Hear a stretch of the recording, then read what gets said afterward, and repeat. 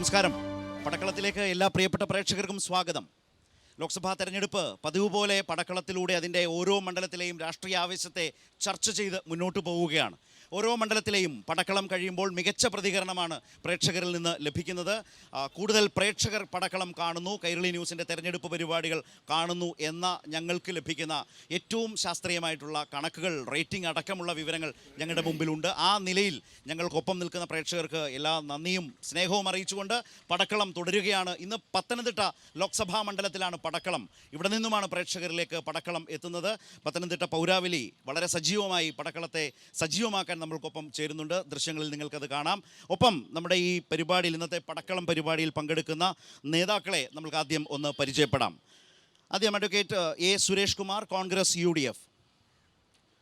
Advocate Omallur Shankaran, CPIM LDF. Airur Pradeep, BJP NDA. Shri Suresh Kumar, UDFൻ്റെ sitting സീറ്റാണ്. ഇവിടെ ഇടതുമുന്നണി ഡോക്ടർ TM തോമസ് ഐസക്കിനെ തന്നെ സ്ഥാനാർത്ഥിയായി ഇറക്കുന്നു. പ്രചരണം മുന്നോട്ട് പോകുന്നു. ആദ്യഘട്ടത്തിൽ തന്നെ ഏറ്റവും ആദ്യം പ്രചരണ രംഗത്ത് വന്നത് അദ്ദേഹമാണ്. അതുകൊണ്ട് തന്നെ ഘട്ടങ്ങൾ പിന്നിട്ട് മുന്നോട്ട് പോകുമ്പോഴേക്കും മണ്ഡലത്തിൻ്റെ എല്ലാ മേഖലകളിലേക്കും ഇടതുമുന്നണി അതിൻ്റെ പ്രചാരണത്തിൻ്റെ ഒരു മേൽക്കൈ സ്ഥാപിച്ച് മുന്നോട്ട് പോകുന്ന ഒരു കാഴ്ചയുണ്ട്. ആൻ്റോ ആൻ്റണി എന്ന് പറയുന്ന സിറ്റിംഗ് MP, പക്ഷേ പതിറ്റാണ്ടുകളുടെ മണ്ഡലത്തിലെ തഴക്കവും പഴക്കവും പരിചയമുണ്ട്. അപ്പോൾ ഈ നിലയിൽ നിൽക്കുന്നു. അപ്പുറത്ത് താങ്കളുടെ തന്നെ പ്രിയങ്കരനായ നേതാവ് ശ്രീ AK ആൻ്റണിയുടെ മകൻ അനിൽ ആൻ്റണി അപ്പുറത്ത് നിൽക്കുന്നു. ഇതാണ് പത്തനംതിട്ടയുടെ ഒരു പൊതു അന്തരീക്ഷം. ഈ അന്തരീക്ഷത്തിൽ നിന്ന് ഇടതുമുന്നണി മുന്നോട്ട് വെക്കുന്ന അവരുടെ മണ്ഡലം തിരിച്ചു പിടിക്കാമെന്നുള്ള വലിയ പ്രതീക്ഷയിലാണ് സ്ഥാനാർത്ഥി മുന്നണി നിൽക്കുന്നത്. UDF എന്തു പറയുന്നു? 40 ദിവസം, ഇനിയും 38ഓളം ദിവസങ്ങൾ ബാക്കിയുണ്ട്. ആ തെരഞ്ഞെടുപ്പിലെ ശ്രീ തോമസ് ഐസക്ക് പോസ്റ്റർ ഒട്ടിച്ച് മറ്റു കാര്യങ്ങളും വന്നത് അദ്ദേഹത്തിനെ ഈ മണ്ഡലത്തിലെ ജനങ്ങൾക്ക് അദ്ദേഹത്തിനെ അറിയാമായിരിക്കാം, പക്ഷേ അദ്ദേഹത്തിന് ഈ മണ്ഡലത്തെക്കുറിച്ചൊന്നും അറിയില്ല. അപ്പം അങ്ങനെ അറിയാതിരിക്കുന്ന ഒരാൾ നേരത്തെ തന്നെ വന്ന് പോസ്റ്ററൊക്കെ ഒട്ടിച്ച് ഒന്ന് പരിചയപ്പെടുകയും എല്ലാ മുക്കിലും മൂലയിലുമൊക്കെ ഒന്ന് പോവുകയും ഒക്കെ ചെയ്യുന്നതിൻ്റെ ഭാഗമായി ഫ്ലെക്സ് ബോർഡുകൾ വെച്ചു എന്നതൊഴിച്ചാൽ UDF ഈ കാര്യത്തിൽ ഒരു ഭയാശങ്കയുമില്ല. ഞങ്ങൾ കഴിഞ്ഞ തവണ ലഭിച്ചതിനെക്കാട്ടിലും സ്ഥാനാർത്ഥിയെ ചെറുതായി കാണുന്നതിൻ്റെ ഒരു പ്രശ്നം അതിനകത്തില്ല. എതിർ സ്ഥാനാർത്ഥിയല്ല, ഞങ്ങളുടെ രാഷ്ട്രീയ സാഹചര്യങ്ങളാണ്. അതിപ്പോൾ തോമസ് ഐസക്ക് ആയാലും കൊള്ളാം, ഇനിയും സാക്ഷാൽ മുഖ്യമന്ത്രി ശ്രീ പിണറായി വിജയൻ ആയാലും കൊള്ളാം, ആരായാലും ഇവിടുത്തെ ഇപ്പോഴത്തെ രാഷ്ട്രീയ സാഹചര്യങ്ങൾ, കേന്ദ്രത്തിൻ്റെയും കേരളത്തിൻ്റെയും രാഷ്ട്രീയ സാഹചര്യങ്ങൾ, ആ രാഷ്ട്രീയ സാഹചര്യങ്ങൾ കൊണ്ട് UDFൻ്റെ സ്ഥാനാർത്ഥിക്ക് ഇടതുപക്ഷത്തിൻ്റെയും BJPയുടെയും സ്ഥാനാർത്ഥിയെയും ഒരു ഭയവുമില്ല. അവരുടെ പ്രവർത്തനങ്ങളെക്കുറിച്ച് ഭയമില്ല.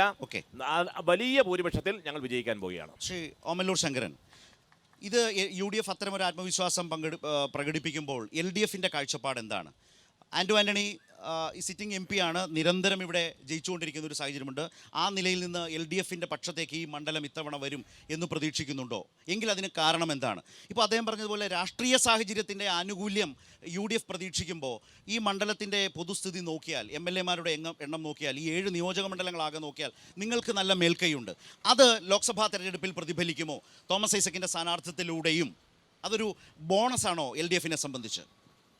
സ്ഥാനാർത്ഥിത്വത്തെ സംബന്ധിച്ച് പരിശോധിക്കുമ്പോൾ ആദ്യം നമ്മൾ കാണേണ്ടത് 15 വർഷത്തെ പ്രവർത്തനത്തിൻ്റെ ഫലമായി ശ്രീമാൻ ആൻ്റോ ആൻ്റണി ഇനിയും തെരഞ്ഞെടുപ്പ് രംഗത്ത് നിന്നൊന്നും മാറി നിൽക്കുന്നതാണ് നല്ലത് എന്ന ഒരു തോന്നൽ കോൺഗ്രസിൻ്റെയും UDFൻ്റെയും പാളയത്തിൽ തന്നെ ഉണ്ടായി എന്നാണ് ചർച്ചയിലൂടെ മനസ്സിലാക്കാൻ കഴിഞ്ഞത്. മറ്റൊരാൾ സ്ഥാനാർത്ഥിയാകുമെന്ന് പോലും സംശയിച്ച ഒരു സന്ദർഭമുണ്ട്. ഈ 15 വർഷക്കാലത്തിനിടയിൽ വിവിധ മേഖലകളിലെ വികസന രംഗത്തൊരു കാര്യമായ ഇടപെടൽ ശ്രീമാൻ ആൻ്റോ ആൻ്റണി നടത്തിയിട്ടില്ല. അതിൻ്റെ ഫലമായിട്ട് തന്നെ അദ്ദേഹം ഇനി പോകുന്നതിൽ ഈ മണ്ഡലത്തിലെ ജനങ്ങൾക്ക് താല്പര്യമുണ്ട് എന്ന് ഇപ്പോൾ കാണാൻ കഴിയില്ല. അതേ അവസരത്തിൽ തോമസ് ഐസക്കിനെ സംബന്ധിച്ചിടത്തോളം വലിയ പ്രതീക്ഷയാണ് ആളുകൾക്കുള്ളത്.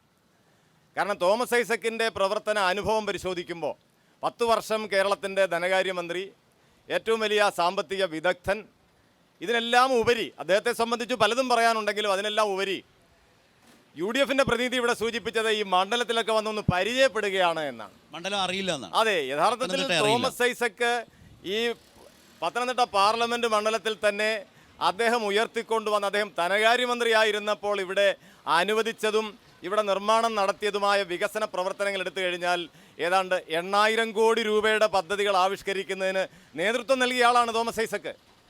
കാരണം കിഫ്ബി എന്ന് പറയുന്ന ഒരു സംവിധാനത്തിലൂടെ ഈ മണ്ഡലത്തിൽ എത്രയോ കോടി രൂപയുടെ വികസന പ്രവർത്തനങ്ങൾ നടത്തി, എന്തെല്ലാം ഉദ്ഘാടനം ചെയ്യാൻ, എന്തെല്ലാം പ്രവർത്തനങ്ങൾ നടത്താൻ, അതിലെല്ലാം ഉപരി 25 വർഷം മുമ്പ് ജനകീയ ആസൂത്രണ പ്രസ്ഥാനം ആരംഭിക്കുമ്പോൾ ഇവിടെയുള്ള ഓരോ പഞ്ചായത്തിലും വന്ന് ഗ്രാമസഭയിൽ വരെ ഇരുന്ന് എന്താണ് ജനകീയ ആസൂത്രണമെന്ന് പഠന ക്ലാസ് നടത്തിയ ആളുകളെ ബോധ്യപ്പെടുത്തി പത്തനംതിട്ട മണ്ഡലവുമായി അത്രയേറെ പരിചിതനായ ഒരു വ്യക്തിയെ സംബന്ധിച്ച് ഇങ്ങനെ പരിചയപ്പെടാൻ വന്നതാണ് എന്ന് പറയുന്ന അത്ഭുതം തോന്നുകയാണ്. ആ തരത്തിൽ തോമസ് ഐസക്കിന് ഒരു പരിചയപ്പെടുത്തലിൻ്റെ ആവശ്യമില്ലാത്ത ഒരു സ്ഥാനാർത്ഥിയാണ് എന്നുള്ളതാണ്.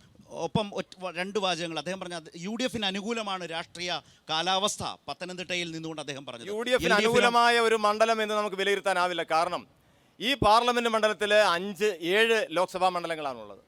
അതിൽ 5 പത്തനംതിട്ടയിലും 2 കോട്ടയത്തും. 7 നിയമസഭാ മണ്ഡലങ്ങളിലും MLA മാർ LDF-ൻ്റെതാണ്. അപ്പോൾ സ്വാഭാവികമായിട്ടും LDF-നെ വിജയിപ്പിച്ച ഒരനുഭവത്തിൻ്റെ അടിസ്ഥാനത്തിൽ നിന്നുകൊണ്ടാണ്, ഒരു പശ്ചാത്തലത്തിൽ നിന്നുകൊണ്ടാണ് ഈ ലോക്സഭാ തെരഞ്ഞെടുപ്പിനെ നാം കാണുന്നത്. പ്രതിഭ എങ്ങനെയുണ്ട് BJP-യെ സംബന്ധിച്ച്? അനിൽ ആന്റണി, ശ്രീ AK ആന്റണിയുടെ മകൻ BJP-ക്കകത്ത് സെറ്റായോ? അദ്ദേഹം മാത്രമല്ല, BJP-യിലേക്ക് വന്നിട്ടുള്ള എല്ലാവരും തന്നെ BJP-ക്ക് സെറ്റായിട്ടാണ് വരുന്നത്. അനിൽ ആന്റണിയെ സംബന്ധിച്ചിടത്തോളം അദ്ദേഹം ഇന്നത്തെ യുവാക്കളുടെ പ്രതീകമാണ്. മറ്റു 2 പേരും എന്ന് പറയുന്നത് അവരുടെ തഴക്കം പഴക്കം എന്നൊക്കെ പറയുന്നത് തോമസ് ഐസക്ക് ഈ നാടിനെ വലിയ കടക്കണിയിലേക്ക് കൊണ്ട് എത്തിച്ചാളാണ്. ആന്റണി എന്താ വികസനം? കുറേ വെയിറ്റിംഗ് ഷെഡ്, എത്ര വെയിറ്റിംഗ് ഷെഡുകൾ ആന്റണിയുടെ പേരിലുള്ള ഹൈമാസ് ലൈറ്റുകൾ, ഇതല്ലാതെ എന്തെങ്കിലും ഉണ്ടോ? ഇവിടെ നോക്കൂ, ഇപ്പം തന്നെ ഈ മേൽപ്പാലം എത്ര നാളായി ഇങ്ങനെ നിൽക്കുക? കോഴഞ്ചേരിയിലെ പാലം കണ്ടിട്ടുണ്ടോ? എത്ര കാലമായിട്ട് നിൽക്കുക? റാന്നിയിലെ പാലം കണ്ടിട്ടുണ്ടോ? എത്ര കാലമായിട്ട് നിൽക്കുക? അസ്ഥികൂടങ്ങളുടെ ഒരു പരമ്പരയാണ് ഈ മണ്ഡലത്തിലുടനീളമുള്ളത്. അങ്ങ് കോമളം പാലം അവിടെ പോയി നോക്ക്, പണി കഴിഞ്ഞിട്ട് പ്രളയത്തിൽ പോയതാ, ഇതുവരെ കഴിഞ്ഞിട്ടില്ല. ഒരു വികസന പ്രവർത്തനവും കേന്ദ്ര സർക്കാർ നടത്തുന്നതല്ലാത്തതുമായിട്ടില്ല. പിന്നെ അനിൽ ആന്റണി എന്ന് പറയുന്ന യുവാവ് എല്ലാ കാര്യത്തിലും, വികസനത്തിൻ്റെ കാര്യത്തിൽ വളരെ വ്യക്തമായ കാഴ്ചപ്പാടുള്ള ആളാണ്. സമൂഹത്തിലെ മുഴുവൻ ആൾക്കാർക്കും സ്വീകാര്യനായി കഴിഞ്ഞു. കഴിഞ്ഞ ദിവസം ഒരു ചാനലിൽ വന്ന സർവേയിൽ അനിൽ ആന്റണിയും തോമസ് ഐസക്കും ഒപ്പത്തിനൊപ്പമാണ് എന്ന വാർത്തയാണ് പുറത്തു വരുന്നത്. ഈ നാട്ടിലെ ജനങ്ങൾ അനിൽ ആന്റണിയെ സ്വീകരിച്ചു കഴിഞ്ഞിരിക്കുകയാണ്. ശരി, എന്തായാലും ആമുഖമായി 3 പേരും പറഞ്ഞു വെച്ചതിൽ നിന്ന് നിങ്ങളുടെ അഭിപ്രായങ്ങൾ കൂടി കേട്ടുകൊണ്ട് അടുത്ത റൗണ്ടിൽ അവരിലേക്ക് പോകാം. സുരേഷ് കുമാർ പഴയ നഗരസഭാ ചെയർമാനാണ്. കഴിഞ്ഞ 10 വർഷമായി നമ്മുടെ നഗരസഭയ്ക്കകത്ത് ഇപ്പോൾ കേരള സർക്കാർ തീരുമാനിച്ചിട്ടുള്ള, വീണ ജോർജിൻ്റെ നേതൃത്വത്തിൽ തീരുമാനിച്ചിട്ടുള്ള സ്റ്റേഡിയത്തിൻ്റെ തൊട്ട് തെക്ക് വശത്തായി ഇൻഡോർ സ്റ്റേഡിയം എന്ന് പറയുന്ന ഒരു പദ്ധതി 10 വർഷത്തിന് മുമ്പ്, ചുരുക്കി വേഗത്തിലാണ്. അതെ. അപ്പോൾ അതിൻ്റെ പൈലിംഗ് പരിപാടികളെല്ലാം കഴിഞ്ഞു. എന്നാൽ ആ സ്റ്റേഡിയം അന്നത്തെ നഗരസഭാ ചെയർമാനായിട്ടുള്ള സുരേഷ് കുമാർ അതിൻ്റെ പരിപാടി എവിടെ വരെ എത്തി എന്നുള്ളതിനെ സംബന്ധിച്ച് പറയുന്നത് നല്ലതാണ്. അതുപോലെ തന്നെ ഇപ്പോഴത്തെ നഗരസഭ ഭരിക്കുന്നത് ഇടതുപക്ഷമാണ്. ആ ഇടതുപക്ഷം ഇതിൻ്റെ മൊത്തം പണം ഇപ്പോൾ തിരിച്ചടയ്ക്കണം എന്നുള്ള നിലയിലേക്ക് വന്നിരിക്കുകയാണ്. ഇപ്പോൾ സുരേഷും കൂടെ അവിടെ നഗരസഭ കൗൺസിൽ അംഗമാണ്. പക്ഷേ ഇതെല്ലാം ഈ പറയുന്ന കാര്യങ്ങൾ കൃത്യമായി ചെയ്യാൻ കഴിയാത്ത ഒരു MP എന്നുള്ള നിലയിൽ അതിനെ സംബന്ധിച്ച് സുരേഷ് തന്നെ പറയണം. ശരി, ഞങ്ങളൊക്കെ ടൗണിൽ താമസിക്കുന്നവരാ. ഇനി ഞങ്ങളുടെയൊക്കെ വീട് പൊളിച്ചിട്ട് എപ്പോഴാണ് ഹൈവേ വേണമെന്ന് പറയണതെന്ന് ഞങ്ങൾക്കറിയില്ല. കാരണം ഈ ഒരു പാലം വെറും യൂസ്ലെസ് ആണ്. ശരിക്കും ഇതിൻ്റെ യൂസ് എന്താണെന്ന് ആർക്കും അറിയത്തില്ല. ഈ പാലം ഇങ്ങനെ കിടക്കാൻ തുടങ്ങിയിട്ട് ഇപ്പം 2-3 വർഷമായി. ഇതിൻ്റെ പണി എന്താണെന്ന് അറിയില്ല. രണ്ടാമത്തെ കാര്യം, കോഴഞ്ചേരി പാലം, ശ്രീ പ്രദീപ് ഐരൂര് പറഞ്ഞ പോലെ കോഴഞ്ചേരി പാലം പകുതിയായിട്ട് കിടക്കുകയാണ്. മൂന്നാമത്തെ കാര്യം സ്റ്റേഡിയത്തിൻ്റെ കാര്യമാണ്. നിങ്ങളുടേതായ വിഭാഗങ്ങളിൽപ്പെട്ട ചോദ്യങ്ങളും പ്രശ്നങ്ങളും പരിഗണിക്കുക. അല്ല, ഒരു കാര്യം കൂടി എനിക്ക് ചോദിക്കാനുണ്ട്. നമ്മുടെ മുമ്പിൽ ഇവർ 3 സ്ഥാനാർത്ഥികളെ കുറിച്ചും വാചാലരായല്ലോ. എങ്ങനെയുണ്ട് ഈ സ്ഥാനാർത്ഥികൾ? ആരാണ് പത്തനംതിട്ടയ്ക്ക് പ്രിയങ്കരം? ഈ ചോദ്യം വോട്ടർ എന്ന നിലയിൽ പുതിയ ആളിനോടാണ് പ്രതിപത്തി കൂടുതൽ.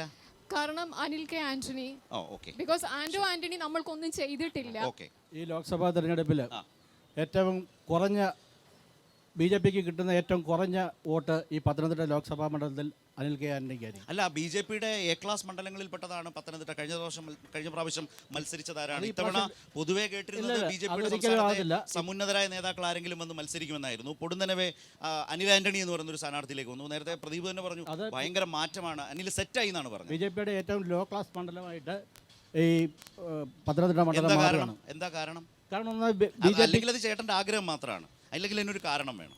കാരണത്തിൻ്റെ അല്ല, അദ്ദേഹം ചെറുപ്പക്കാരനാണ്, പ്രായമുള്ള ആൾക്കാരാണ്, പിന്നെ ഇവിടെ സ്ഥാനാർത്ഥിയായിട്ട് മത്സരിക്കുന്നത് എന്ന് BJPയുടെ പ്രതിനിധി ഇവിടെ സംസാരിച്ചു.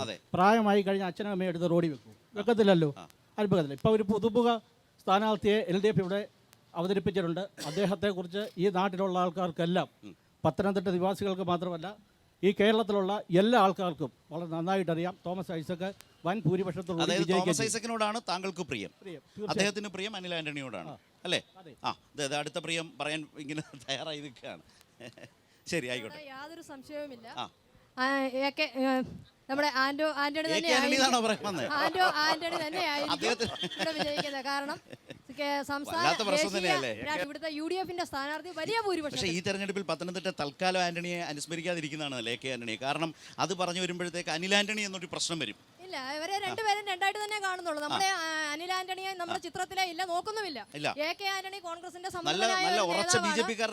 കോൺഗ്രസിൽ തന്നെയാണ്. ഇവിടെ കോൺഗ്രസിന് വേണ്ടി, ആന്റോ ആന്റണിയുടെ പ്രചരണത്തിന് വേണ്ടി ഞങ്ങളുടെ ദേശീയ നേതാവ് ഇവിടെ എത്തുക തന്നെ ചെയ്യും. ആന്റണി വരും, AK ആന്റണി വരും, കാത്തിരിക്കുകയാണ്.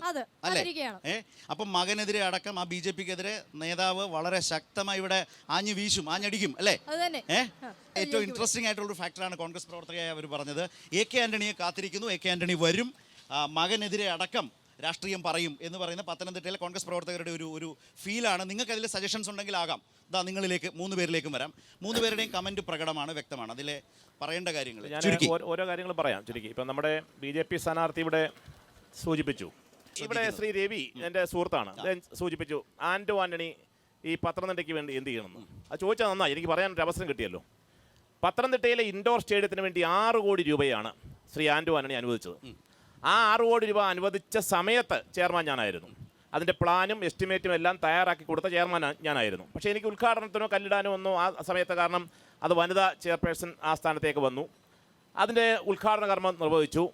അതിനുശേഷം അതിൻ്റെ പൈലിംഗ് വർക്കുകളെല്ലാം പൂർത്തീകരിച്ചു. ഈ കൗൺസിൽ വന്നു. ഈ കൗൺസിൽ വന്നപ്പോൾ മുട്ടാൻ ന്യായം പറഞ്ഞുകൊണ്ട് പൈസ തിരിച്ചടയ്ക്കുവാനുണ്ടെങ്കിൽ അതിന് എന്തെല്ലാം മാർഗങ്ങളുണ്ട്. ഏതെങ്കിലും പണം എടുത്തിട്ടുണ്ടെങ്കിൽ ആ പണം തിരിച്ചടയ്ക്കുവാൻ ധാരാളം മാർഗങ്ങളുണ്ട്. അതൊക്കെ ഒരു തദ്ദേശ സ്വയംഭരണ സ്ഥാപനത്തിനും ഗവൺമെൻറ്റിനും ഒക്കെ ചെയ്യാവുന്ന കാര്യങ്ങളാണ്. അതിനു വേണ്ടിയിട്ട് അത് ചെയ്യുന്നില്ല എന്ന് കാണിക്കുവാൻ വേണ്ടിയിട്ട് വലഞ്ചൂഴി ആറ്റിൽ കിടക്കുന്ന മണ്ണ് കൊണ്ട് അതിന് മണ്ടക്കിട്ടിരിക്കുകയാണ് ഇപ്പോൾ. അത് ആന്റോ ആന്റണിയാണ് കുറ്റക്കാരൻ. ഇവിടെ 2 കേന്ദ്രീയ വിദ്യാലയങ്ങൾ, FM സ്റ്റേഷൻ, പാസ്പോർട്ട് കേന്ദ്രം, ഈ സ്റ്റേറ്റ് മൈക്കെടുത്ത് സംസാരിക്കും.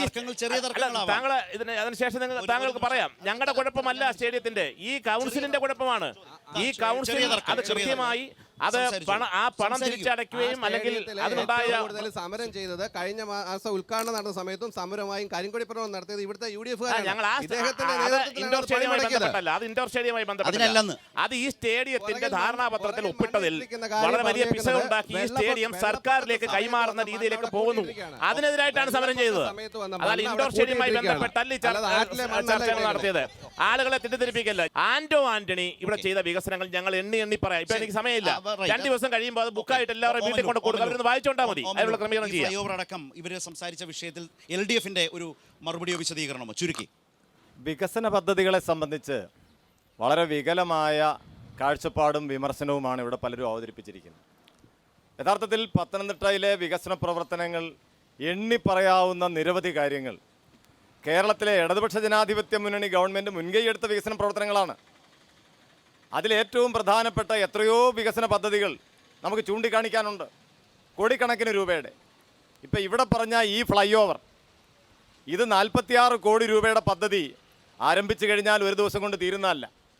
അതിൻ്റെ നിർമ്മാണം വളരെ വേഗത്തിൽ പുരോഗമിച്ചുകൊണ്ടിരിക്കുകയാണ്. ഈ ഫ്ലൈ ഓവറിൻ്റെ ആവശ്യകത എന്നത് പത്തനംതിട്ട നഗരത്തിലെ ഗതാഗത കുരുക്ക് മാറ്റാനാണ്. ഗതാഗത കുരുക്ക് മാറ്റാൻ എല്ലാ പ്രധാനപ്പെട്ട വളർന്നു വരുന്ന പട്ടണങ്ങളിലെല്ലാം ഫ്ലൈ ഓവർ വരിക സ്വാഭാവികമാണ്. അതിൻ്റെ ഭാഗമായിട്ടാണ് ഈ ഫ്ലൈ ഓവർ നിർമ്മാണം പൂർത്തീകരിക്കുന്നതോടുകൂടി ഈ നഗരത്തിന്റെ ഹൃദയഭാഗത്തെ ഗതാഗത കുരുക്കിന് ഒരു പരിധിവരെ പരിഹാരം ഉണ്ടാക്കാൻ കഴിയും. ഇപ്പോഴത്തെ ഒരു ഊഹം അനുസരിച്ച് എപ്പോഴത്തേക്ക് പൂർത്തിയാകും? ഈ നിലയ്ക്ക് പോയി കഴിഞ്ഞാൽ 6 മാസം കൊണ്ട് പൂർത്തിയാകാവുന്ന വേഗതയിലാണ് കാര്യങ്ങൾ പോകുന്നത്. സുരേഷിന് അത്ര ബോധ്യപ്പെട്ടിട്ടില്ല അത്. അത് ബോധ്യപ്പെട്ടിട്ടില്ല. കാരണം എന്ന് പൂർത്തീകരിക്കുന്നത് ഞങ്ങൾക്ക് ഇത് അറിയത്തില്ല. കാരണം പലതരത്തിലുള്ള നിർമ്മാണ 3 വർഷമായിട്ട് തുടങ്ങിയതാ. ഇവിടെ മുടങ്ങിക്കിടക്കുമായിരുന്നല്ലോ കുറെ കാലമായിട്ട്. എന്താ മുടങ്ങാൻ ഇപ്പൊ പണി കാരണം? നടക്കുന്നുണ്ടോ? ഇപ്പോൾ തുടങ്ങി. ഇലക്ഷൻ വന്നപ്പോൾ പണി തുടങ്ങി. ഇലക്ഷൻ വലിയ ഇടയ്ക്കിടയ്ക്ക് പദ്ധതികളെല്ലാം വന്ന് അപ്പോ വലിയ പദ്ധതികൾ പൂർത്തീകരിക്കാൻ അല്പം സമയമെടുക്കും. ഓക്കേ. സ്വാഭാവികമാണ്. അദ്ദേഹം പറഞ്ഞ മാരാമൺ പാലം എന്നെല്ലാം പാലം പറഞ്ഞാൽ 6 വർഷമായി, ഇപ്പോ 6-7 വർഷമായി കോഴഞ്ചേരി മാരാമൺ പാലം. പാലത്തിന് കോഴഞ്ചേരി പാലത്തിന്റെ അത് എത്ര വർഷമായി? ടെൻഡർ എടുത്ത ആള് 6 ടെൻഡർ വർഷത്തിന് ഉപേക്ഷിച്ച് പോയിട്ട് പുതിയ ആളിനെ കൊണ്ട് ടെൻഡർ Re-tender എടുപ്പിച്ച് ശരി. ഊരാളെങ്കിൽ സൊസൈറ്റി ടെൻഡർ എടുത്ത് ഊരാളെങ്കിൽ ഊരാളെങ്കിൽ ഊരാളെങ്കിൽ സൊസൈറ്റി സുരേഷ് അതല്ല. എന്താണെന്നറിയോ? നിങ്ങള് ഊരാളുങ്കൽ ഊരാളുങ്കലിനെ പറ്റി വൃത്തിയായി പറഞ്ഞാൽ തീരും.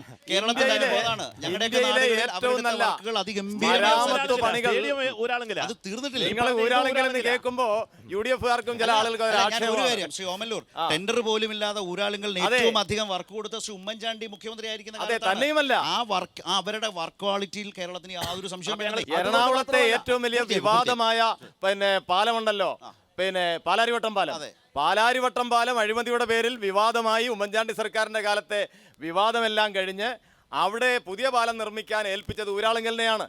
ഊരാളുങ്കൽ നിർമ്മിച്ചു. ഊരാളുങ്കൽ നിർമ്മിച്ചപ്പോൾ എസ്റ്റിമേറ്റ് തുകയേക്കാൾ 6 കോടി രൂപ കുറച്ചാണ് അവർ പണിഞ്ഞത്. ബാക്കി തുക സർക്കാരിന് തിരിച്ചു കൊടുത്ത സൊസൈറ്റിയാണ് ഊരാളുങ്കൽ. ഓക്കെ. അതേപോലെ തന്നെ ആലപ്പുഴ ബൈപ്പാസ് അടക്കം എത്ര പണികൾ, അത്ഭുതകരമായ പണികൾ ചെയ്ത ഇന്ത്യയിലെ ഏറ്റവും നല്ല തൊഴിലാളികളുടെ സൊസൈറ്റിയാണ് ഊരാളുങ്കൽ സൊസൈറ്റി. അടുത്ത പോയിന്റ്. അവിടെ തന്നെ 46 കോടി രൂപയുടെ നിർമ്മാണം ഇപ്പൊ പത്തനംതിട്ട സ്റ്റേഡിയത്തിന് ഉദ്ഘാടനം ചെയ്തിരിക്കുന്നു. 49 കോടി രൂപയുടെ നിർമ്മാണ പ്രവർത്തനങ്ങൾ ജനറൽ ആസ്പത്രിക്ക് വേണ്ടി കേരള സർക്കാർ മുന്നോട്ട് വെച്ചിരിക്കുന്നു. 35 കോടി രൂപയുടെ പുതിയ കെട്ടിടം ജില്ലാ ആസ്പത്രിയിൽ നിർമ്മാണം വെച്ചിരിക്കുന്നു. ഇങ്ങനെ ഓരോന്നോരോന്നായി കേരള സർക്കാർ മുൻകൈയെടുത്താണ് വികസന പ്രവർത്തനങ്ങളെല്ലാം ഇവിടെ നടത്തുന്നത്.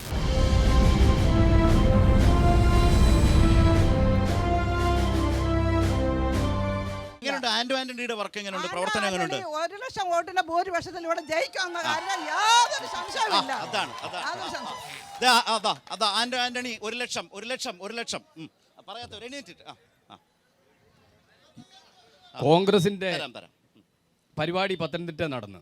മൈ ഡിയർ സഹോദരങ്ങളായ KPCC പ്രസിഡന്റും ബഹുമാനപ്പെട്ട പ്രതിപക്ഷ നേതാവും ഇരുന്ന വേദിയിൽ ഈ പത്തനംതിട്ട പഴയ പ്രൈവറ്റ് ബസ് സ്റ്റാൻഡ് നമ്മുടെ MP ഇപ്പോഴത്തെ ആന്റോ ആന്റണി UDF-ന്റെ സ്ഥാനാർത്ഥി പിന്നെ KPCC president Shri K Surendran എന്ന് പറഞ്ഞു.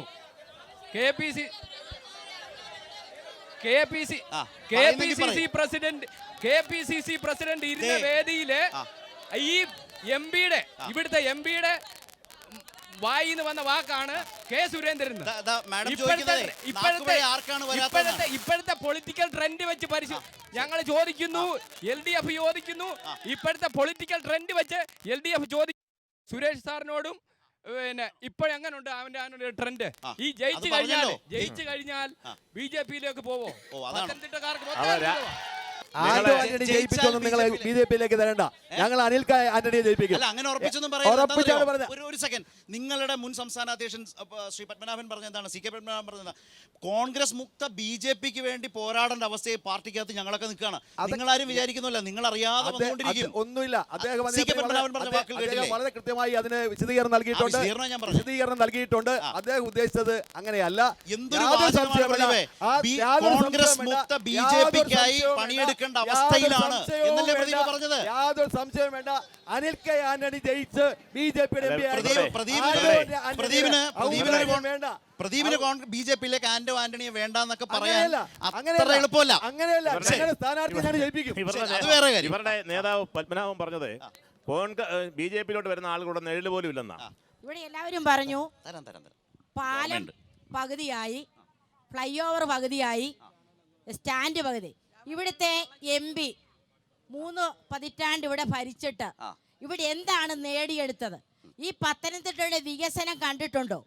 പത്തനംതിട്ടയുടെ വികസനം കാണാതെ ഒരു 3 കേന്ദ്ര വിദ്യാലയം ഇവിടെ നടത്തി എന്ന് പറഞ്ഞ് പത്തനംതിട്ട ജില്ലയിൽ ഇവിടെ ഫ്ലെക്സ് വെച്ചിരിക്കുന്നു.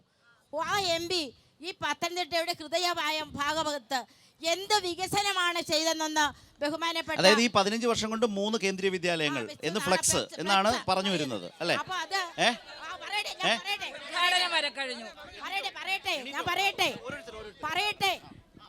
അതിന്റെ അല്ല ഞങ്ങൾ തമ്മിൽ അങ്ങോട്ടും ഇങ്ങോട്ടും ചർച്ച വേണോ? എനിക്ക് പറയാനുള്ളത് പറഞ്ഞാൽ മതിയല്ലോ. പിന്നെ പറഞ്ഞാൽ മതി. ഞാൻ പറഞ്ഞിട്ട് പറഞ്ഞാൽ മതി. അദ്ദേഹം ഞാൻ പറഞ്ഞിട്ട് പറഞ്ഞാൽ മതി. അവര് പറയട്ടെ. ഇവിടെ ഫ്ലെക്സ് അല്ല, കേന്ദ്രീയ വിദ്യാലയത്തിലെ ഉദ്ഘാടനം കഴിഞ്ഞ് അവിടെ കുട്ടികൾ എത്ര പഠിക്കുന്നതെന്ന് ഇവർക്ക് അറിയാമോ? കോന്നിയിലെ ഉദ്ഘാടനത്തിന് സൗകര്യങ്ങളില്ല, ഒരു പണിയും. പാവപ്പെട്ടവർക്ക് വേണ്ടി നമ്മുടെ MP മെഡിക്കൽ കോളേജ് ചെയ്തത്. അവിടെ ഇരിക്കും, അവിടെ ഇരിക്കും. ഒരാൾ പറയട്ടെ, അവിടെ ഇരിക്കും, ഒരാൾ പറയട്ടെ, അവിടെ ഇരിക്കും, അവിടെ. പറ്റത്തില്ല. ഞാൻ പറഞ്ഞോണ്ടിരിക്കുന്ന ഇടയ്ക്ക് കാണണ്ട, ആ പരിപാടി നടക്കത്തില്ല. ഞാൻ ചർച്ച പറയട്ടെ, ഞാൻ പറയട്ടെ. അവിടെ ഇരിക്കാം. ഇവിടുത്തെ കേന്ദ്ര വിദ്യാലയത്തിൽ ഏത് പാവപ്പെട്ട കുട്ടികളെയാണ് കർഷകരെയും കർഷക തൊഴിലാളിയെയും സാധാരണക്കാരെയും എത്ര കുട്ടികളെയാണ് ഇവിടെ പഠിപ്പിക്കുന്നത് ഇവിടുത്തെ MP? അത് തന്നെയാണോ MP? ആന്റോ ആന്റണി എന്ന MP ഒരു പരാജയമാണ്, ഇതല്ലേ പറഞ്ഞു വരുന്നത്? പരാജയം തന്നെയാണ്. എനിക്ക് പറയാനുള്ളത് പത്തനംതിട്ടയുടെ വികസനത്തെക്കുറിച്ചാണ്. പത്തനംതിട്ട ആന്റോ ആന്റണി എന്ന് പറയുന്ന MP ഒന്നും ചെയ്തിട്ടില്ല എന്നാണ് ഇവർ പറയുന്നത്. അതുപോലെ പാവപ്പെട്ടവർക്ക് വേണ്ടിയാണ് ആന്റോ ആന്റണി ആ പാവപ്പെട്ടവരെ അവിടെ പഠിപ്പിക്കാൻ ഇരുത്തിയില്ല എന്നാണ് പറയുന്നത്. ആന്റോ ആന്റണിയാണോ അവിടെ കുട്ടികളെ ഇന്റർവ്യൂ ചെയ്ത് പഠിപ്പിക്കാൻ ഇരുത്തുന്നത്? അത് പഠിക്കുന്നവര് ഇവിടുത്തെ സർക്കാരിന്റെ ഉദ്യോഗസ്ഥരടക്കം മറ്റ് പാവപ്പെട്ട വീട്ടിലെ കുട്ടികളടക്കമാണ് ആ ഉദ്ഘാടനത്തിൽ. എനിക്ക് വേറെയും പറയാനുണ്ട്. ഇവിടെ 3 സ്ഥാനാർത്ഥികളാണുള്ളത്. ഇവിടുത്തെ ഇടതുപക്ഷ സ്ഥാനാർത്ഥി ആലപ്പുഴയിൽ നിന്ന് ഇവിടെ വന്ന ഒരു സ്ഥാനാർത്ഥിയാണ്. അദ്ദേഹം മുൻ ധനകാര്യമന്ത്രിയായിരുന്നു, അതൊക്കെ ഞാൻ സമ്മതിക്കുന്നുണ്ട്. പക്ഷേ അദ്ദേഹം ബഹളം വെച്ചാലൊന്നും ഞാൻ നിർത്തത്തില്ല. ആന്റോ ആന്റണി പൂഞ്ഞാറിൽ നിന്ന് വരുന്നതാണ്. പൂഞ്ഞാറാണ് ഈ മണ്ഡലത്തിലുള്ള ആന്റോ ആന്റണി. അദ്ദേഹം MLA ആയിരുന്ന സമയത്ത്, തോമസ് ഐസക് സാറ് MLA ആയിരുന്ന സമയത്ത് ആലപ്പുഴയുടെ വികസനത്തിന് 18 കോടി രൂപയുടെ പാക്കേജ് പ്രഖ്യാപിച്ചു. എത്ര പ്രവർത്തനം അവിടെ നടന്നു, എത്ര വികസനം അവിടെ നടന്നു. ഞാൻ ആലപ്പുഴയിൽ നിന്ന് വരുന്ന ആളാണ്, ഞാൻ ആലപ്പുഴക്കാരനാണ്. 40 വർഷമെടുത്ത ആലപ്പുഴ ബൈപ്പാസ് 4 കേന്ദ്രമന്ത്രിമാർ, AK ആന്റണി, അല്ലാണ്ടിൻ്റെ അച്ഛൻ AK ആന്റണി, വയലാർ രവി, KC വേണുഗോപാൽ, കൊടിക്കുന്നിൽ 4 കേന്ദ്രമന്ത്രിമാർ 40 വർഷം മുടങ്ങിക്കിടന്നത് 175 കോടി മുടക്കി പൂർത്തിയാക്കിയത് സ്റ്റേറ്റിന്റെ ഫണ്ട് കൂടെ കൊടുത്തത് ആലപ്പുഴയിൽ ഈ കാലത്താണ്. അതിന്റെ സ്റ്റേറ്റ് വിഹിതം കേന്ദ്ര വിഹിതമുണ്ട്, അതുപോലെ സംസ്ഥാന വിഹിതമുണ്ട്. മുടങ്ങിയത് പൂർത്തിയാക്കി എന്നുള്ളതാണ്. ടോളില്ല പ്രദീപ്, ആലപ്പുഴ ബൈപ്പാസിന് ടോളില്ല സാറേ, ടോളില്ല. 2009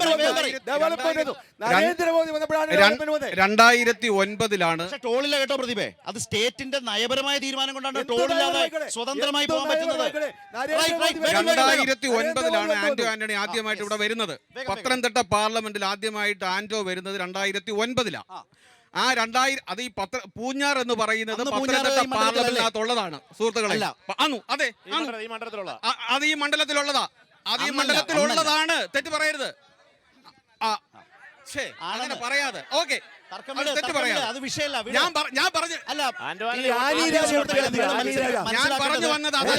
ഒരാള് മത്സരിക്കാൻ ആ നിർബന്ധവുമില്ല. ഞാൻ പറഞ്ഞു വന്നത് അതല്ല, വിഷയത്തിലേക്ക് വരും. അതായത് മധ്യ കേരളത്തിലെ ഏറ്റവും വലിയ ഒരു വികസനമായിരുന്നു ആറന്മുള വിമാനത്താവളം. ആ വിമാനത്താവളത്തിനെ തകർത്തത് ഇവര് രണ്ടുപേരുടെ ചേർന്നുകൊണ്ടാണ്. ആ വിമാനത്താവളത്തിനെ തകർത്തത്.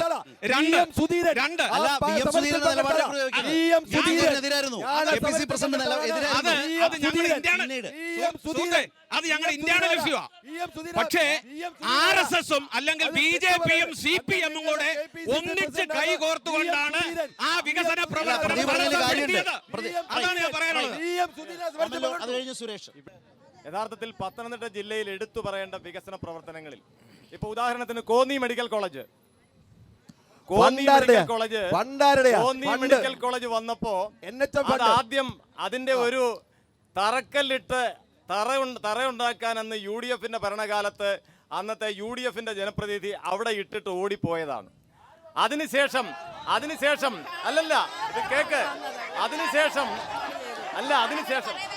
ആവേശം കൊള്ളണ്ട. അതിനുശേഷം അത് കഴിഞ്ഞ് അവര് സ്ഥാപിച്ച തൂണേല് അന്ന്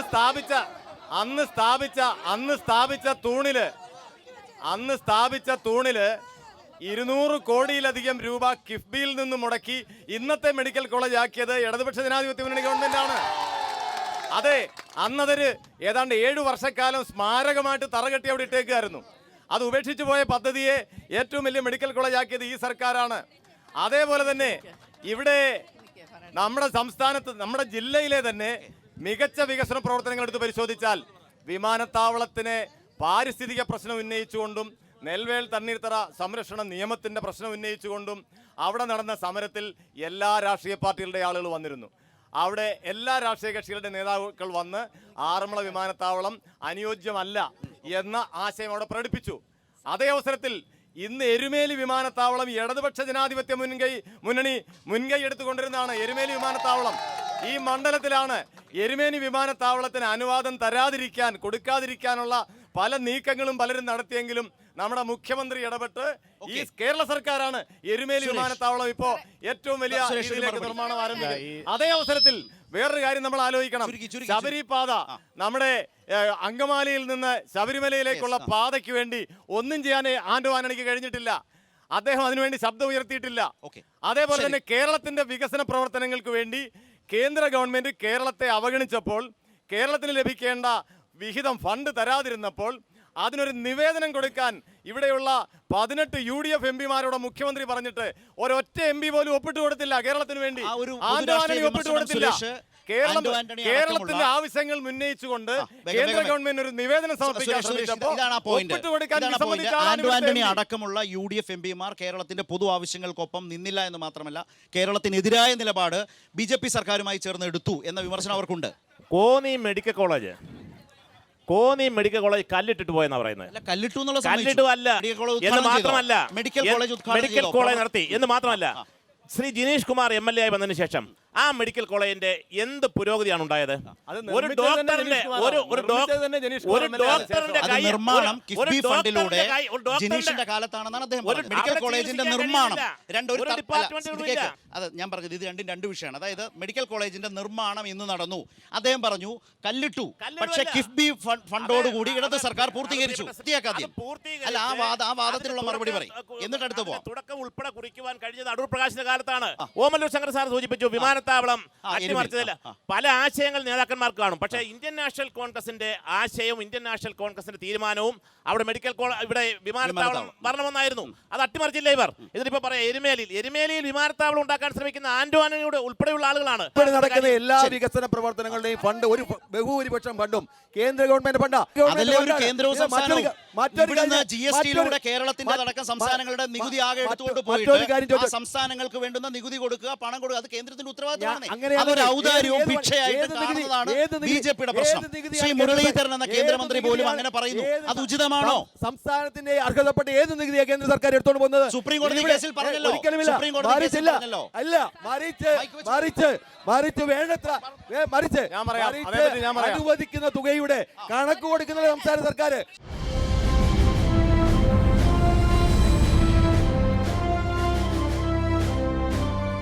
എനിക്ക് ചോദിക്കാനുള്ളത് BJP-യുടെ പ്രതിനിധികളാണ്. കോവിഡിന്റെ സമയത്ത് കിറ്റ് കൊടുത്തിട്ടുണ്ടായിരുന്നു കേരള സർക്കാർ, പക്ഷെ മറ്റ് സംസ്ഥാനങ്ങളിലും കണ്ടില്ല. അപ്പൊ ഇപ്പൊ BJP പ്രതിനിധി പറഞ്ഞു ഇപ്പൊ എല്ലാ പ്രവർത്തനങ്ങളും സുഹൃത്തുക്കളെ, അതെ, ഒരു കുടുംബത്തിന് വേണ്ട സുഹൃത്തെ, ഒരു പ്രശ്നം എന്താ പറയുക, പ്രദീപിനെ പോലുള്ള നേതാക്കൾ ഇത് പറഞ്ഞു കൊടുക്കുമ്പോഴാണ് പുതുമുഖ സ്ഥാനാർത്ഥികളിൽ നിന്ന് പെട്ടുപോകുന്നത്. കാസർകോട്ടെ സ്ഥാനാർത്ഥി അങ്ങനെ പറഞ്ഞു, മാധ്യമപ്രവർത്തകരുടെ മുമ്പിൽ, ഞങ്ങളുടെ അടക്കം മാധ്യമപ്രവർത്തകരുടെ മുമ്പിൽ പെട്ടുപോയി. അവസാനം പറഞ്ഞത് പിൻവലിക്കേണ്ടി വന്നു. കേരളം കണ്ടതല്ലേ കോവിഡ് കാലത്ത്, നമ്മൾ തർക്കത്തിലേക്ക് കൊണ്ടുപോയി നിങ്ങൾക്കൊക്കെ തന്നെയാണ് നഷ്ടം. പറഞ്ഞു പൂർത്തിയാക്ക്. ഒരു നാട് പട്ടിണി കിടക്കാതെ കിടന്നു. നിങ്ങളുടെ കേന്ദ്രഭരണത്തിന്റെ കീഴിൽ അതിഥി തൊഴിലാളികൾ ലക്ഷക്കണക്കിനാണ് പലായനം ചെയ്യേണ്ടി വന്നത്. മരണപ്പെട്ടത് എത്ര ആളുകളാണ്? കേരളത്തിന് അങ്ങനെ ഒരു അനുഭവം ഉണ്ടോ?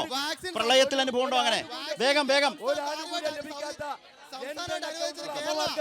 കിറ്റ് കൊടുത്തത് കിറ്റ് ഇവിടെ മാത്രം കൊടുത്തു എന്നല്ലേ ചേട്ടൻ പറയുന്നത്? കേരളത്തിന്റെ പ്രത്യേകതയെ കുറിച്ച് പറഞ്ഞുള്ളൂ. ആ നിലയിൽ നല്ലൊരു ആശയം പട്ടിണിക്കിടാതെ മനുഷ്യരെ സംരക്ഷിക്കുന്ന ഇങ്ങും ഉണ്ടായിരുന്നില്ല. അത് യാഥാർത്ഥ്യമാണ്, ലോകം അംഗീകരിച്ചതാണത്. അടുത്ത 3 വർഷത്തെ കൂടെ റേഷൻ സൗജന്യമാണ്. രാജ്യത്തെ ദാരിദ്ര്യരേഖയുടെ കണക്കറിയുമോ? അത് കുത്തനെ ഉയരുകയാണ്. 80 കോടി മനുഷ്യർക്ക് സൗജന്യ റേഷൻ കൊടുക്കേണ്ട അവസ്ഥയിലേക്ക് ഒരു രാജ്യം പോകുന്നു എന്ന് വന്നാൽ അത് ഗൗരവമുള്ള വിഷയമാണ്. അത് രാഷ്ട്രീയ പ്രശ്നമല്ല, സാമൂഹ്യ പ്രശ്നമാണത്. സാമൂഹ്യ പ്രശ്നമാണ് സുഹൃത്തെ. നമ്മൾ ആ നിലയിൽ തന്നെ കണ്ടാൽ മതി. പറയൂ. ഞാനൊരു കാര്യം പറയാം. ഈ രാജ്യത്തെ ജനങ്ങൾ പട്ടിണി കിടക്കുന്നുണ്ട് എങ്കിൽ 60 പതിറ്റാണ്ട് കാലമായി പട്ടിണി വർദ്ധിക്കുന്നു എന്നുള്ളതാണ്. 10 വർഷം മോദി സർക്കാരിന്റെ കാലത്ത് രാജ്യത്തെ പട്ടിണി സർവേ, ദാരിദ്ര്യ സർവേ പുറത്ത് കാണിക്കാൻ പറ്റാത്ത ഒരു കേന്ദ്ര സർക്കാരാണ്. 2017-18 ദാരിദ്ര്യ സർവേ 30% ഉയർന്നു. ആ സർവേ പുറത്തുവിട്ടില്ല. അടുത്ത സർവേ നടത്തി. ജനങ്ങൾ പട്ടിണി അനുഭവിക്കുന്നില്ല. കണക്കല്ലേ പറഞ്ഞത്? നിങ്ങളടക്കം ലോക്സഭയിൽ നിങ്ങളടക്കം പറയുന്ന വിമർശിക്കുന്ന കണക്കാണ്. ഞാൻ ഫാക്ട്സ് മാത്രമാണ് പറയുന്നത്. രാഷ്ട്രീയമല്ല. സാമൂഹ്യ സാഹചര്യം നിങ്ങളുടെ ചർച്ചയ്ക്ക് ഇട്ടുതരികയാണ്. നിങ്ങളുടെ നിലപാട് ഈ പട്ടിണിക്കാരി ഒന്ന് കാണിക്കുന്ന നാട്ടിലെ ജനങ്ങൾ മുഴുവൻ കാണിക്ക്. ശരി, ഞാൻ പറയാം.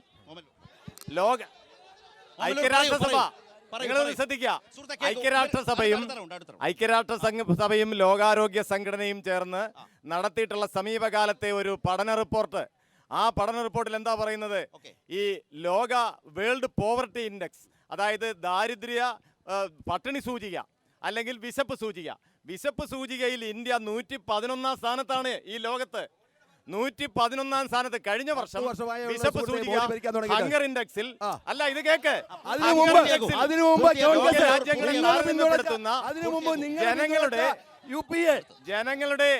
ജനങ്ങളുടെ ഭക്ഷണ ലഭ്യത, പോഷകാഹാര ലഭ്യത എന്നുള്ളതിന്റെ അടിസ്ഥാനത്തില് ഓരോ ലോകരാജ്യങ്ങളെയും വിലയിരുത്തിയപ്പോ കഴിഞ്ഞ വർഷം ഇന്ത്യ 107 സ്ഥാനത്തായിരുന്നു. ഈ വർഷം 111 സ്ഥാനത്താണ്. രാജ്യത്താരും പട്ടിണി ഇല്ലെങ്കിൽ ലോക ഐക്യരാഷ്ട്രസഭയുടെ പഠന റിപ്പോർട്ട് പ്രകാരം എങ്ങനെ വിശപ്പ് അനുഭവിക്കുന്ന ആളുകളുടെ കാര്യത്തിൽ ഇന്ത്യ 111 സ്ഥാനത്താണ്.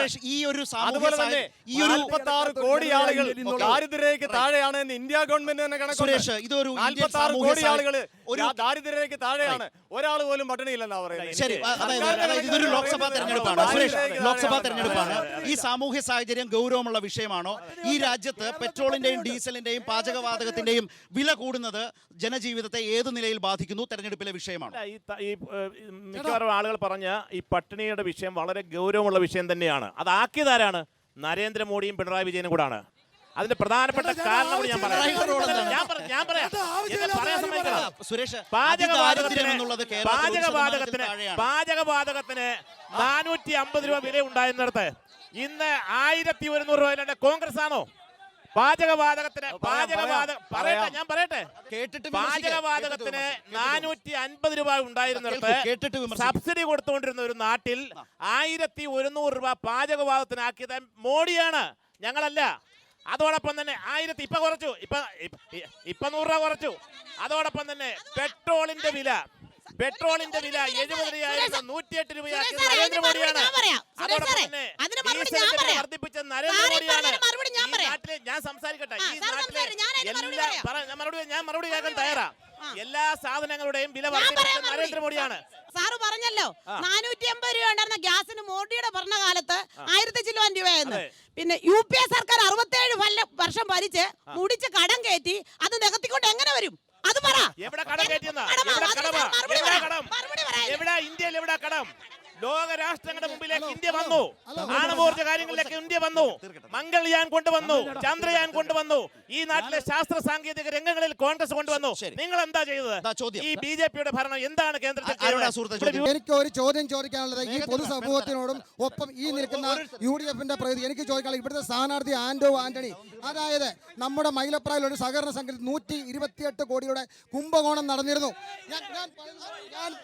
128 കോടി രൂപയുടെ ഈ സഹകരണ കുംഭകോണം നടന്നതിൽ ഈ മീനച്ചൽ റബ്ബർ മാർക്കറ്റിംഗ് എന്ന സൊസൈറ്റിയിലേക്ക് ശ്രീ ആന്റോ ആന്റണിയുടെ അനുജൻ, അനുജനാണ് 4 കോടി രൂപ ഒരു മാനദണ്ഡവും ഇല്ലാതെ ഈ പത്തനംതിട്ടയിൽ നിന്നും മൈലപ്ര സൊസൈറ്റിയുടെ പരിധി വിട്ട് മീനച്ചൽ റബ്ബർ മാർക്കറ്റിംഗ് സൊസൈറ്റിക്ക് കൊടുത്തു.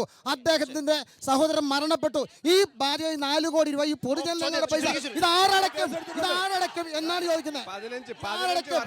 ഈ പൊതു ചോദ്യം ഞാൻ ചോദിക്കുന്നു, ഈ 4 കോടി രൂപ ആന്റോ ആന്റണി അടയ്ക്കുമോ? എന്റെ ചോദ്യം അതാണ്. ഉത്തരം തരണം. മൈലപ്രയിൽ ജെറി സോമൻ അങ്ങനെ അടുത്ത് പോയി ചോദിച്ചാൽ മതി എന്നുള്ളത്. ജെറി സോമനോട് ചോദിച്ചാൽ മതി.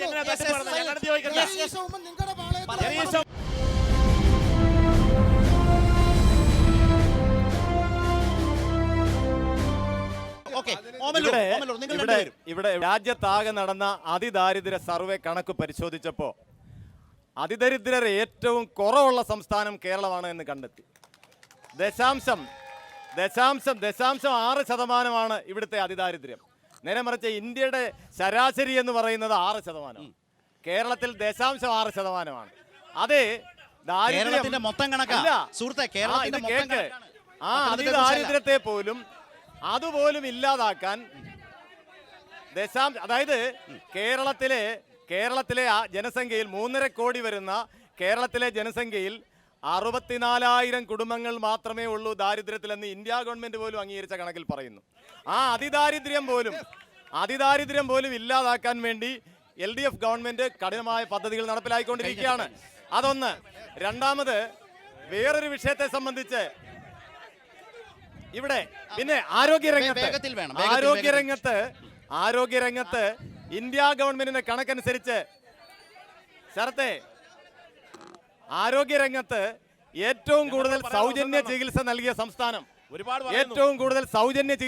സംസ്ഥാനം കേരളം. ഇന്ത്യ ഗവൺമെന്റ് തന്നെ സമ്മതിച്ചിരിക്കുന്നു. ഇത്രയേറെ സൗജന്യ കോവിഡ് കാലത്ത് മാത്രമല്ല ആകെ കണക്ക് പരിശോധിച്ചപ്പോൾ സൗജന്യ ചികിത്സ ഏറ്റവും കൂടുതൽ സംസ്ഥാനം കേരളം. സൗജന്യമായി ഇൻഷുറൻസ് തരാമെന്ന് പറഞ്ഞിട്ട് നടപ്പാക്കാൻ എന്തുകൊണ്ട് തയ്യാറായില്ല? അത് പറ. എന്തുകൊണ്ടാണ് 5 ലക്ഷം രൂപയുടെ സൗജന്യ ഇൻഷുറൻസ് ആയുഷ്മാൻ ഭാരത് എന്ന് പറയുന്ന പദ്ധതി കേരളത്തിൽ നടപ്പാക്കുവാൻ എന്തുകൊണ്ട് തയ്യാറായില്ല? നിങ്ങൾ തയ്യാറായില്ല. ഇപ്പൊ കിട്ടുന്നുണ്ട്. തെളിവ് ഞാൻ തരാം. കിട്ടുന്നുണ്ട്. ഞാനൊരു കാര്യം ചോദിച്ചോട്ടെ. ഇവർ രണ്ടുപേരും ഇത് ഈ കേരളത്തിൽ തൊട്ടപ്പുറത്ത് ഒറ്റ തെങ്ങായി വരില്ലയോ? ഒറ്റ തെങ്ങായി വരില്ലേ? ഇവരെന്താ രണ്ടായിട്ട് മനസ്സിലാക്കുന്നത്? നിങ്ങൾ രണ്ടുപേരും ഒറ്റ തെങ്ങായി വരില്ലേ? നിങ്ങളുടെ CPM-ന്റെ പ്രധാനമന്ത്രി നിങ്ങൾ ഇവിടെ മൊത്തം മുടിച്ചു തേച്ച് കഴിയില്ലേ ഇന്ത്യ മഹാരാജ്യം? ഒരു കുഴപ്പമില്ല. ഈ ഇന്ത്യക്ക്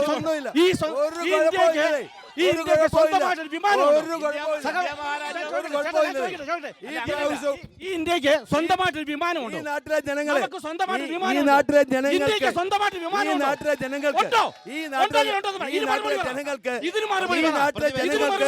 നരേന്ദ്രമോദി ചെയ്തിട്ടുള്ള അടുത്ത പ്രാവശ്യം നരേന്ദ്രമോദി തന്നെ ഭരിക്കും. ആന്റോ ആന്റണിക്ക് വേണ്ടി പത്തനംതിട്ട ഒരു വീടെടുത്ത് വെച്ചു. ആ പത്തനംതിട്ട വീട്ടിൽ ആന്റോ ആന്റണിക്ക് പകരം പത്തനംതിട്ട താമസിക്കുന്ന ആന്റോ ആന്റണിയുടെ വീട്ടിൽ ഒരു A4 പേപ്പറിൽ ഒരു നമ്പർ എഴുതി വെച്ചിട്ടുണ്ട്. ആന്റോ ആന്റണി MP കാണേണ്ട ഒരു പത്തനംതിട്ട ഓഫീസിൽ ചെന്നാൽ ഒരു നമ്പർ A4 പേപ്പർ എഴുതി വെച്ചേക്കുക. അതിൽ വിളിച്ചോണം. ആ മനുഷ്യനെ ഈ 15 വർഷമായിട്ട് പത്തനംതിട്ട കാണാനില്ല. ഹൈമാസ്റ്റ് ലൈറ്റ് എടുക്കാൻ വരും. ഇത് ഞങ്ങൾ കരുത്തനായ ഒരു സാരഥി, അതായത് ഇന്നത്തെ കോൺഗ്രസ് നാളത്തെ BJP എന്ന് ഇവിടുത്തെ ന്യൂനപക്ഷം ഭയക്കുന്നു. BJPയുടെ പ്രതിനിധിയോട് ഒരാളൊരു ചോദ്യം ചോദിച്ചു, ഇന്ത്യക്ക് സ്വന്തമായി വിമാനമുണ്ടോ? ഇതുവരെ മറുപടി പറഞ്ഞില്ല. ഇവിടെ ഒരു വനിതാ സുഹൃത്ത് പറഞ്ഞു, കോൺഗ്രസ് ഉണ്ടാക്കി വെച്ച കടം വീടാൻ വേണ്ടി ഈ രാജ്യത്തെ ജനങ്ങളെ ഞങ്ങൾ കൊള്ളയടിക്കുന്നത് കൊണ്ടാണ് ഗ്യാസിന് വില കൂട്ടുന്നതെന്ന് പറഞ്ഞു. അപ്പോൾ ഇവിടെ മോഡി അധികാരത്തിൽ വന്നപ്പോൾ പറഞ്ഞത്, ഗ്യാസിന് ഞങ്ങൾ വില കൂട്ടിയാൽ സബ്സിഡി നിങ്ങളുടെ അക്കൗണ്ടിൽ വരും. ഈ വനിതാ സുഹൃത്തിനും ഈ നിൽക്കുന്ന BJPയുടെ പ്രതിനിധിയുടെ അക്കൗണ്ടിൽ ഗ്യാസിന്റെ സബ്സിഡി വന്നിട്ടുണ്ടെങ്കിൽ, ധൈര്യമുണ്ടെങ്കിൽ നിങ്ങൾ ആ അക്കൗണ്ട് ഇവിടെ വെളിപ്പെടുത്തണം.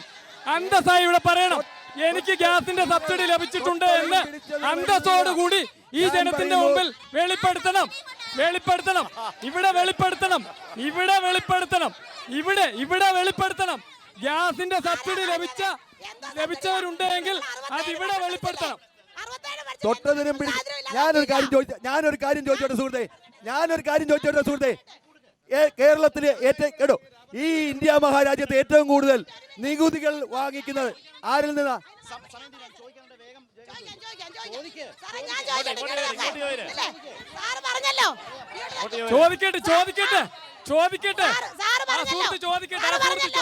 ഇന്ത്യ മഹാരാജ്യവും കേരളം പട്ടിണിയിലാണെന്ന് പറഞ്ഞല്ലോ.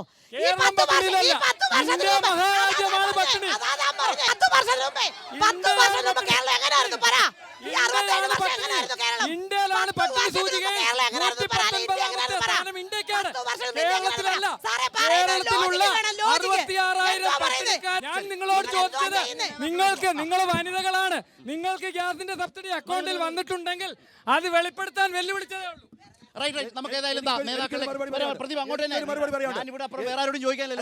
എനിക്കൊരു മറുപടി പറയാനുണ്ട്. ക്രയോജനിക് വിദ്യ വികസിപ്പിച്ച ബഹിരാകാശത്തേക്ക് സ്വന്തമായി വിക്ഷേപിക്കുന്ന രാജ്യമാണ് ഇന്ത്യ.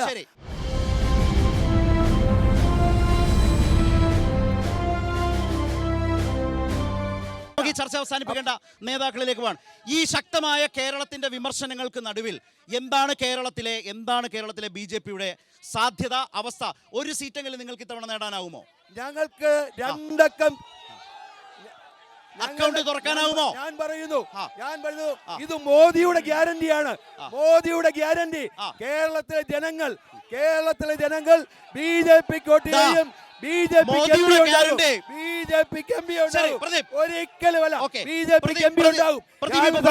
മോദിയുടെ ഗ്യാരണ്ടി കേരളത്തിൽ ചെലവാകുമോ? നരേന്ദ്രമോദി തന്നെ ഭരിക്കും. കേരളത്തിൽ ബി.ജെ.പി ഈ ഇലക്ഷനല്ല, കേരളത്തിൽ ബി.ജെ.പി ഈ ഇലക്ഷനിലല്ല, ഒരു 25 വർഷം കഴിഞ്ഞാലും ബി.ജെ.പിക്ക് ഒരു സീറ്റ് ഇവിടെ കിട്ടാൻ പോകുന്നില്ല. ഇവിടെ ഐക്യ ജനാധിപത്യ മുന്നണി വലിയ ഭൂരിപക്ഷം ഒരു തരംഗം അടിച്ചുകൊണ്ടിരിക്കുക, ഒരു സുനാമി പോലെ അടിച്ചുകൊണ്ടിരിക്കുക. ആ തരംഗത്തിൽ ആന്റോ ആന്റണി 1 ലക്ഷത്തിന് മേൽ വോട്ടിൽ വിജയിക്കാൻ പോവുകയാണ്. ഒരു കാര്യം ശ്രദ്ധിക്കുക, ഈ സമീപകാലത്ത് സുപ്രീം കോടതി ഒരു ചോദ്യം ചോദിച്ചു കേന്ദ്ര ഗവൺമെന്റിനോട്, എന്താണ് കേരളത്തിന് അർഹിക്കുന്ന വിഹിതം കൊടുക്കാത്തത് എന്ന്. 13,000 പറയാം. അങ്ങനെ കേരളത്തിൽ നിന്ന് പറയട്ടെ, നിങ്ങളൊന്ന് ശ്രദ്ധിക്കുക, കേരളത്തിൽ നിന്ന് പിരിച്ചെടുത്തുകൊണ്ട് പോകുന്ന നികുതിയുടെ അർഹിക്കുന്ന വിഹിതം എന്തുകൊണ്ട് കേരളത്തിന് തരാതെ കേരളത്തിൽ ഒരു കൃത്രിമമായ സാമ്പത്തിക പ്രതിസന്ധി ഉണ്ടാക്കുക? അങ്ങനെ ഉണ്ടാക്കുന്ന ബി.ജെ.പി പാർലമെന്റിൽ പോയിട്ടുള്ള ഏതെങ്കിലും ഒരു കോൺഗ്രസ് എം.പി കേരളത്തിന് വേണ്ടി പാർലമെന്റിൽ വാദിക്കാൻ എന്തുകൊണ്ട് തയ്യാറാവുന്നില്ല? അടക്കമുള്ള ആളുകൾ പാർലമെന്റിൽ ചെന്നിരുന്നാൽ കേരളത്തിനെതിരെ ആ നിലയിൽ യു ഡി എഫ് എം പിമാരുടെ പ്രവർത്തനം, അതുപോലെ തന്നെ സമീപകാല ദേശീയ സാമൂഹ്യ സംസ്ഥാന രാഷ്ട്രീയ വിഷയങ്ങൾ വളരെ സജീവമായി പത്തനംതിട്ടയുടെ ഈ തെരഞ്ഞെടുപ്പ് മണ്ഡലത്തിൽ വളരെ ശക്തമായി ഉയർന്നു നിൽക്കുന്നു എന്നുള്ളതാണ് പടക്കളത്തിൽ ഉയർന്ന ചോദ്യങ്ങൾ, വിമർശനങ്ങൾ എല്ലാം തെളിയിക്കുന്നത്. അതുമായി ബന്ധപ്പെട്ട ഒരു വലിയ ചർച്ചയാണ് പടക്കളം ഇപ്പോൾ പത്തനംതിട്ടയിൽ പൂർത്തിയാക്കുന്നത്. നമസ്കാരം.